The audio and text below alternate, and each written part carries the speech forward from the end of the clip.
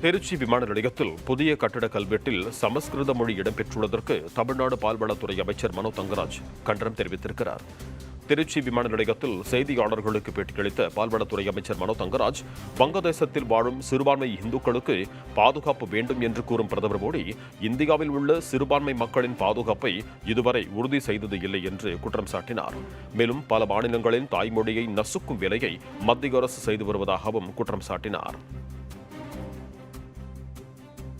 எந்த சூழ்நிலையிலும் தமிழ்நாட்டில் தமிழுக்கு முக்கியத்துவம் கொடுக்க வேண்டும் என்ற எங்களுடைய கோட்பாட்டில் கடுகளவு சமரசம் நாங்கள் செய்ய போவதில்லை.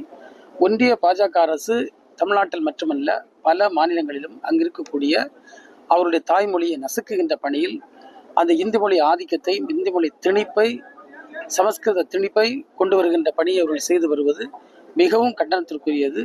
இன்றைக்கு பேச்சு வழக்கில் 25,000 மக்கள் கூட பேசாத ஒரு மொழியை அவர்கள் ஏன் தூக்கி பிடிக்கிறார்கள்? 10 கோடி மக்கள் பேசுகின்ற தமிழ் மொழி மீது அதை திணிப்பதற்கு என்ன காரணம் என்பதை நீங்களே அவங்கள்ட்ட கேளுங்க.